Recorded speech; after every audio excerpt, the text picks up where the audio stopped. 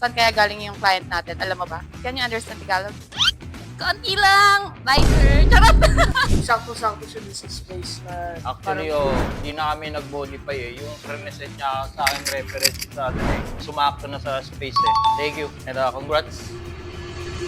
Hey guys, it's Avillones and today pupunta tayo ng Solar X Flip dito lang sa 192 Mas Marato, Corner Scout, Gandia guys. At balita ko, meron tayong client ngayon. Tara, puntahan natin sila. So guys, tara, pasok na tayo sa Solar X Flip, Solar Boy Tattoo Studio. Nandito na tayo sa loob and nandito na rin pala yung client ko, si Ma'am Ray. Ma'am Ray yan, magpapaseptum piercing si Ma'am Ray. Saan po kayo galing? Diyan lang po sa Amara. Ah, dito lang din. So guys, makikita niyo yung Solar Boy Tattoo Studio pala dito lang sa building ng Amara and Ayomi. Tara, puntahan natin sila. Ito nga pala si Solar Boy, si SB Squad Carlo. And saan kaya galing yung client natin? Alam mo ba? saan po kayo galing, sir? US.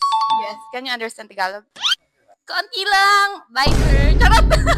Dito naman tayo sa kabila kay SB Squad RJ. Jay, anong ginagawa mo?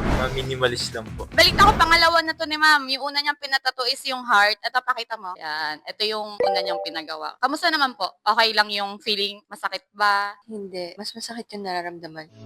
Oh my God! Ay, hugot! Ay, ano po palang pangalan niyo? Isa po. Saan po kayo galing? Saan po kayo nakatira? Sa QC po. Anong next na gagawin mo? Maliit po. Yan. Yun, Para- maliit. Kayang-kaya ni ma'am yan. Mas masakit pa yung pinagdadaanan niya kesa sa second. Tara, dito tayo kay Solar Boy. Solar Boy!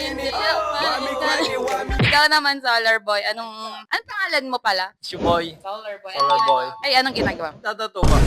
I mean yung design. Ano, St. Michael. Actually, fill in lang namin yung face na bakante sa lower arm. Ano pong name nyo? Jay, English po kayo or Tagalog? pwede kahit konting Tagalog. From San Francisco. San Francisco, California.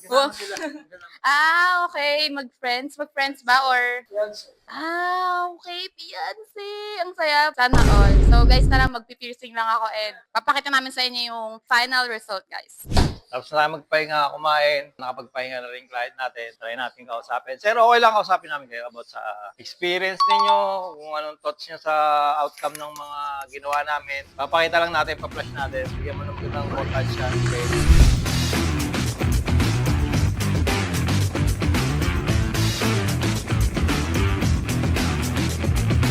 Ano ba significance itong pinagawa mo? Ba't St. Michael? Kasi parang puro ano na no? This is a religious. Religious, ano na yung sleeves mo dyan no? Yeah, I thought it'd be a good. Sakto-sakto siya din sa space na Actually, hindi na kami nag-modify eh. Yung preset niya sa akin reference sa ano na eh. Sumakto na sa space eh. Thank you. And congrats. And sa'yo, tol. Ano bang... Kamusta? Medyo nahirapan, sir. Oo, kasi di mo na tinapos kasi... Masakit dyan sa part na yan. Masakit dyan. Dapat kasi may black tattoo dito eh. Mm-mm. Para mag-incorporate dito. Mismo.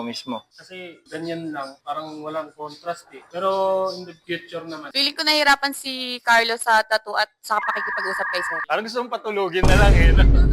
How's it? You like it? You love it? You love it?